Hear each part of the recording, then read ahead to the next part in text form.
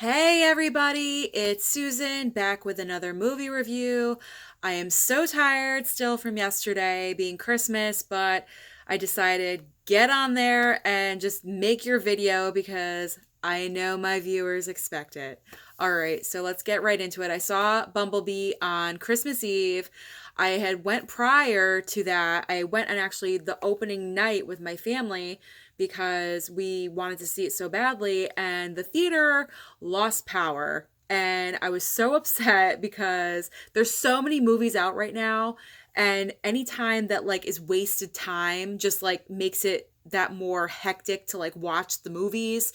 So I was really upset. So I just went by myself on Christmas Eve to see it because I wasn't going to like waste more time because, there's so many more movies that I want to see. Aquaman, Mary Poppins, Marwen, second act. There's so many out right now. So I'm trying to like fit everything in. So let's jump into the Bumblebee review. Okay. So I've always liked Bumblebee and I've seen the prior Transformers movies. I was not a fan of the last one, Transformers The Last Night, I think is the title of it. I did not enjoy that at all. I thought the storyline was extremely confusing. It was all over the place. It was so long. It was like 2.5 hours long. It was just like too much. So going into this one, I was kind of hoping that it's kind of like a revamp a little bit. Some people say it's a prequel. It is kind of a prequel. It takes place in 1987, and the story is solely focused on Bumblebee, not any of the other Transformers. This is like how he came to be and how he got his name and everything. At the beginning of the movie, he does still have his voice, and in this movie, his voice is taken away from him. So that's how we find out how he lost his voice. So he is sent to Earth by Optimus Prime to protect Earth, protect the humans, and obviously the Decepticons find him, locate him, chaos ensues. It's pretty much the same storyline of every single Transformers movie, but these movies are just for pure entertainment. It's not going to win an Oscar or anything. So you just go have mindless fun for 2 hours and watch some really good fight scenes. And, when they start to transform, your heart races and all that stuff. So that's pretty much all these movies are for. Now, the plot line is, like I said, Bumblebee gets sent to Earth to protect the humans. This takes place in 1987, way before the first Transformers movie. I think it came out in 2003 or 7 or something. So this is way prior to that. Now, Bumblebee is found in a, like, junkyard, I guess, by Haley Steinfeld, which I actually really love her as an actress. She was so good in The Edge of 17. She's phenomenal talent. And she sings too, which I did not realize. And she's an amazing singer as well. So anything that she's in, I really, really enjoy. So going to this, I knew I was going to like this because I love Bumblebee and I like Haley Steinfeld. So that's a great start. And so she discovers Bumblebee in the junkyard and she decides, to make a bet with the owner that if she can get it to start, she gets to keep it. And of course she did. She's a very like fixer, automotive, doesn't mind getting her hands dirty kind of girl. So she fixed the car, she brings it home. Chaos ensues. He transforms in front of her. And right away, she's kind of scared, but then he shows his, human side as much as a robot can, an Autobot. So she sees that he is not there to hurt her, and she tries to get him accustomed to what humans do, how humans act, make him aware of things.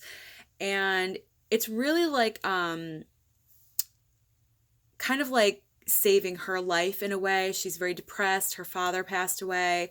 So she's like a very angsty, angry teenager. She turns 18 in the movie. She gets him on her birthday. On her 18th birthday, she gets Bumblebee as her car. So she's a very angsty teenager. She's mad at the world. Her father was taken from her and she's mad at the world. and she finds an outlet with B, and she starts, having fun again, and she's laughing. And of course, John Cena plays part of like US government, military, whatever, and they discover Bumblebee is here, and so the military comes to get him, and Haley Steinfeld is obviously against it. That's her car, that's her friend. She wants to protect him. And so the Decepticons are coming to get him. And it's a wild ride. It wasn't overly full of action sequences. I kind of wished that it did a little bit more, but I kind of understood why it didn't, because this is kind of like a setup movie. I don't know if they're going to branch off into sequels off of this movie, but it was more concentrated on the storyline relationship between Haley Steinfeld and Bumblebee, and how they're friends, like they're friends and they love each other. And it was a good movie. I have to say, like, thumbs up. I'm giving it a thumbs up. It was really, really good. I thoroughly enjoyed it. And at the very end, spoiler alert, I'm going to spoil this, so anyone that hasn't seen it, turn this off right now. At the very end, she decides to let him go because she knows that he has to go off and, protect the planets and everything that the Autobots do. So she, her broken heart, she had to let him go, but she's okay with it because she knows that he is going to save the world and make everything okay.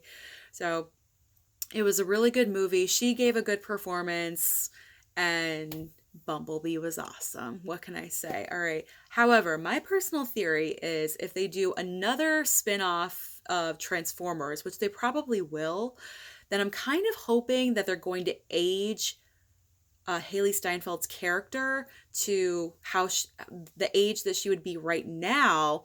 And I hope they like bring her into the Transformers franchise, maybe get her together with Mark Wahlberg, because he's like a techie scientist and she's kind of brainy too, and that like kind of works. So I'm kind of digging that, with the history with Bumblebee and everything, and he would obviously remember her, and so there's like love and history and everything. I think that would make a really, really good spin-off movie, like another movie in the franchise. Like I said, the last movie, it sucked. Like, I did not like it at all. But I think this is what they need to kind of get the franchise back on track. So if they would do that, Michael Bay, if you're listening, if you ever see this, if you didn't think that was an idea, go ahead, use my idea. I don't care.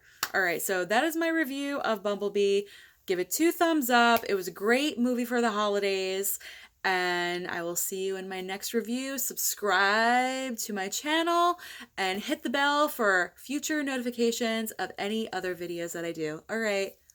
Bye, guys.